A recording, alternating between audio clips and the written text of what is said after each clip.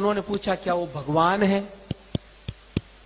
आप अगर ये पूछते ना कि क्या वो आदमी भी था पूरा, तो मुझे हंसी नहीं आती, लेकिन डायरेक्ट ही भगवान।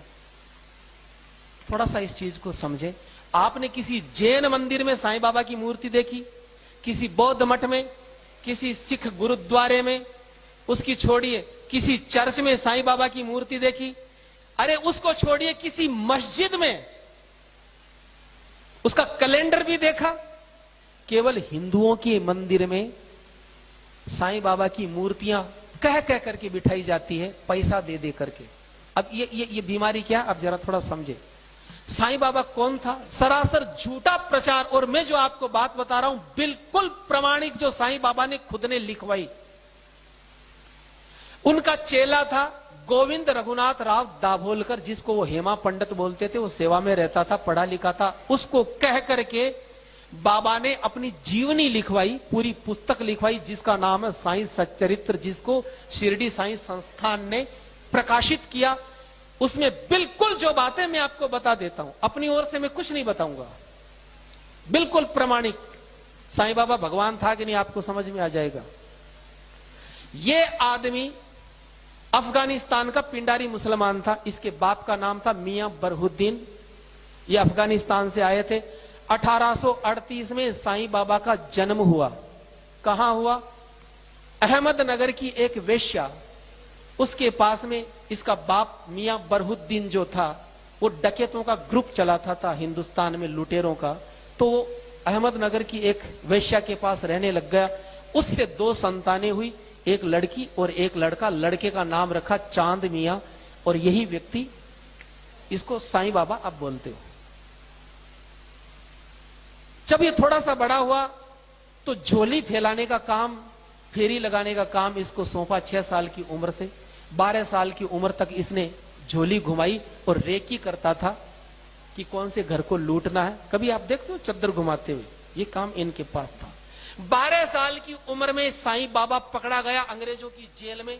8 साल तक डकैतों के ग्रुप के साथ ये पकड़ा गया था और 8 साल तक अंग्रेजों की कैद में रहा।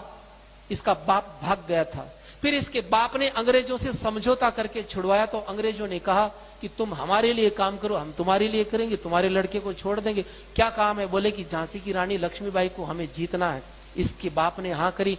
वो व्यक्ति, इसका बाप, झांसी में चला गया और रात को गेट खोला उसने। झांसी की रानी को मरवाने का काम उसमें सहयोग किया इसके बाप ने। 18 साल की उम्र में अंग्रेजों से समझौता हुआ साईं का, तो साईं को भेजा, पूना में भेजा गया। लोकमान्य तिलक के स्वतंत्रता संग्राम को दबाने के लिए इसको प्रोजेक्ट करके अंग्रेजों ने भेजा पूना में। और लोकमान्य बाल गंगाधर तिलक इतने चतुर थे, वो समझ गए कि ये पाखंड रचा रहा है, ये दुनिया को भटकाएगा। लोकमान्य तिलक ने चौराहे पर पटक करके अपनी जूती से पीटा इस आदमी को। वो जूती पहनते थे आगे से, तीखी तीखी सी, उस नीचे पटक करके पीटा और कहा फिर कभी यहां दिख गया तो जान से मार दूंगा। तो ये आदमी वहां से भागा। बिल्कुल पाखंड का रूप इसने धारण किया लोगों को ठगने के लिए। मैं भूत प्रेत जानता हूं, मैं तंत्र मंत्र जानता हूं, मैं ये करूं, मैं बेटा दूंगा, मैं आरोग्य दूंगा, मैं पैसा दूंगा, पाखंड। फिर ये व्यक्ति शिरडी में आया 20 साल की उम्र में। शिरडी में क्यों, बंबई में क्यों नहीं? क्योंकि शिरडी में, उस क्षेत्र में संत ज्ञानेश्वर हुए थे। वहां के लोग बड़े श्रद्धावान थे, भावुक थे। तो सोचा कि मेरी दुकान चल जाएगी। वहां पर ये आदमी आया और आकर के धीरे धीरे इसने अपना अड्डा जमाया। रोज ये कुरान का पाठ करवाता। इसका शिष्य था अब्दुल बाबा, कुरान का पाठ करवाता। अपने हाथों से बकरा काट करके, अपने हाथों से बकरा काट करके चावल में मिला करके प्रसाद बांटता। कोई नहीं लेता तो गंदी गंदी गालियां देता। एक बार तो ऐसा हुआ, काका साहेब दीक्षित एकादशी के दिन उनसे बोला कि बकरा लाओ। उन्होंने कहा मैं तो ब्राह्मण हूं, तो गालियां दी। जबरदस्ती मंगवाया और बना करके उसका ब्राह्मण धर्म भ्रष्ट किया। उसको भी बोले खा। एक बार तो ऐसा हुआ, शिरडी में हैजा फैल गया। तो वहां के पंचों ने कहा कि ऐसा करो कि कोई जीव हिंसा मत करना, ताकि हैजा कंट्रोल में आ जाए। सबने जीव हिंसा बंद कर दी, लेकिन इसने कहा मैं तो काटूंगा।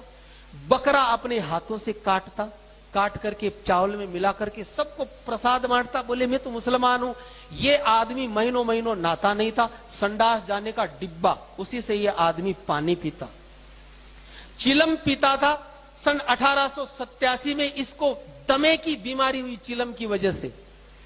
अपनी दमे की बीमारी ये जिंदगी में कभी ठीक नहीं कर पाया और 1918 में 3 दिन दमे का इसको अटैक आया और 1918 में दशहरे का दिन था, उस दिन ये आदमी मर गया।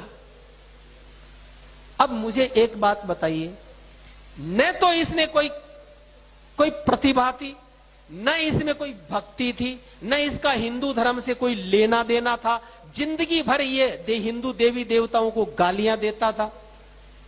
जो आपको साईं राम, ओम साईं, ये तो बाद में जोड़े गए केवल मूर्ख बनाने के लिए। 1957 तक इसकी जो कब्र थी, जहां आज मंदिर बना हुआ, यहां केवल मजार थी इसकी। यहां पर अब्दुल बाबा इसका मजार का पैसा लेता था, लेकिन वो मर गया। तब हरि सीताराम दीक्षित नाम के कांग्रेसी नेता थे, उन्होंने इस मजार को अपने कंट्रोल में किया और पैसा लेना शुरू किया। फिर पाखंड की शुरुआत हुई। इंडोनेशिया से ये पूरा का